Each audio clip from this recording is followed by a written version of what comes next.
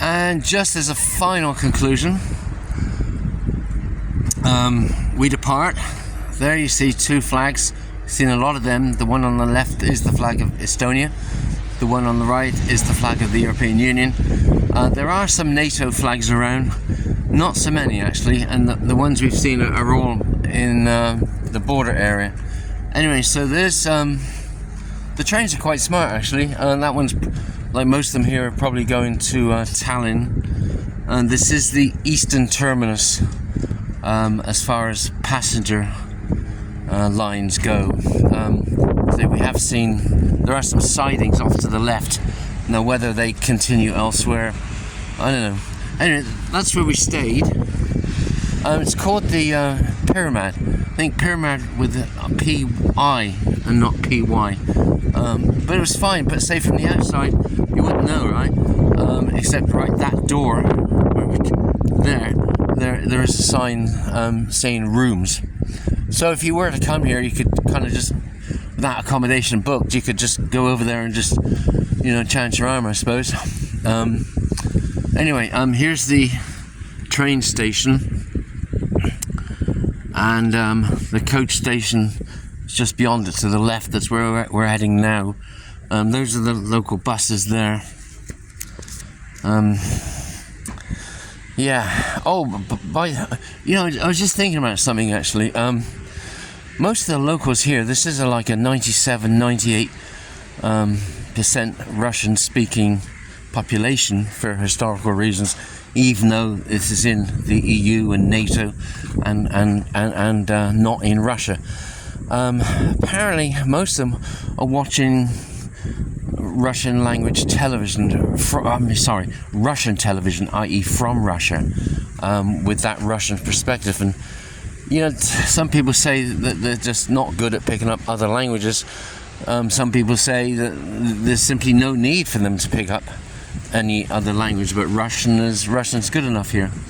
Apparently a lot of them do not speak Estonian, and whether or not there are Russian language Estonian stations, not too sure, but so we have been told a couple of times that they do prefer watching television from Russia, and of course it will have that probably, let's be honest, anti-Ukrainian perspective,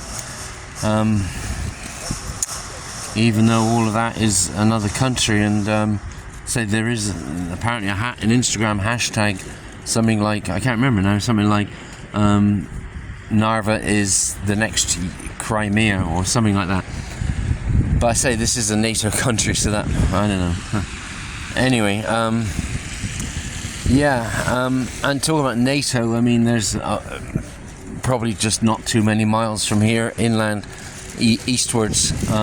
There's a lot of NATO stuff there.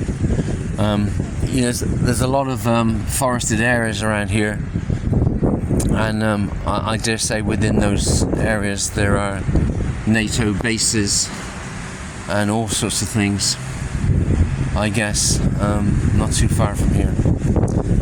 The other thing is that when I was showing you that map and that had the Narva River, and at the top, at the north end of it, I said it was going out into the Baltic. Well, of course, that was wrong. It does spill out into the Gulf of Finland. And another geographical, I didn't actually get it wrong, but on the side of the coaches, remember there was a list of destinations, and one of them was Pärnu. And that didn't ring a bell with me at the time. I now know that Pärnu is part of Estonia. And in fact, we are waiting for one of those coaches, actually. We got a departure in a few minutes, maybe 10. So I'm expecting this coach to turn up at any time. Anyway, so this is definitely it. We are at the departure point, so that's it. We've had 4 nights in Narva. It wasn't initially on our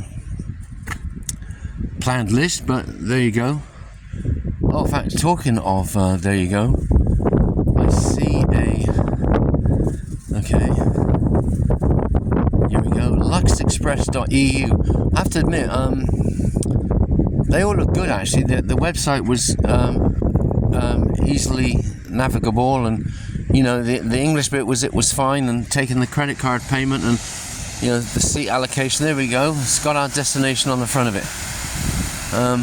Bus number 170, coach bus. Coach number 175. There you go.